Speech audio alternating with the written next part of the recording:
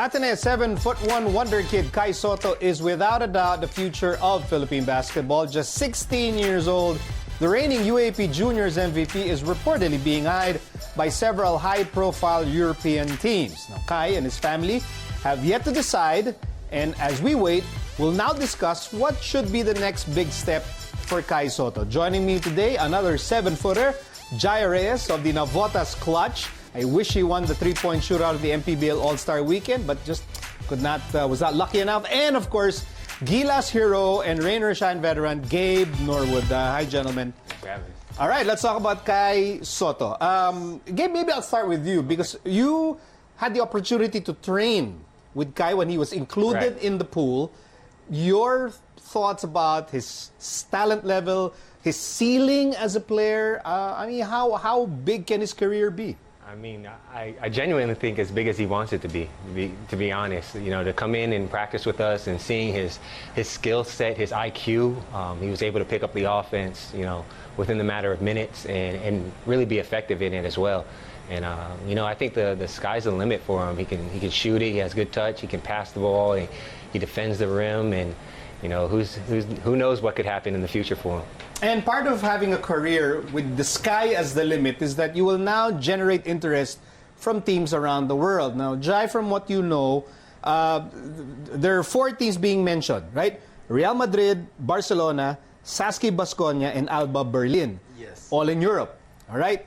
Sa teams na to, sino ba talaga interesado kay Kai? The last two, yung German team, the Alba Berlin team, yes, and the team from Vitoria, which is Saski Baskonia. Yes, the two other teams, Real Madrid and Barcelona, they're the bigger teams in Europe.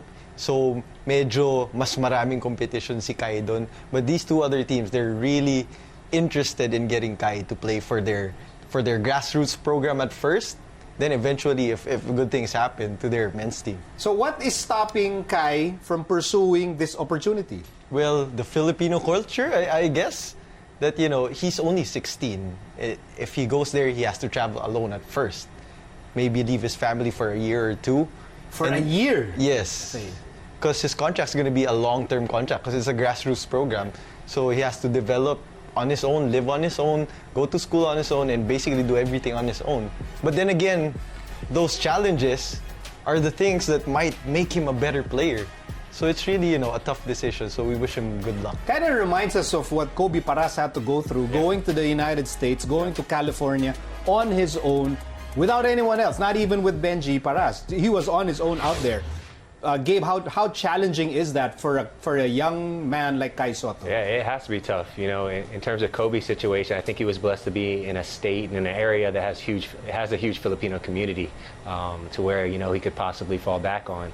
But in terms of Kai's situation, I'm not sure in terms of, you know, Spain or Germany. Well, you might be certain. Gabe, you should know of all people. I mean, you would think so. There are Pinoys all over the place. All over the place. That would definitely embrace Kai and bring him in and support. But at the same time, you know, to be that young and to be that far away from home, you know, it has to be a tough decision and one that I hope he truly prays on and gets a lot of support on also. If he went up to you and said, Kuya Gabe, please help me. What is your advice for me? What would you tell Kai?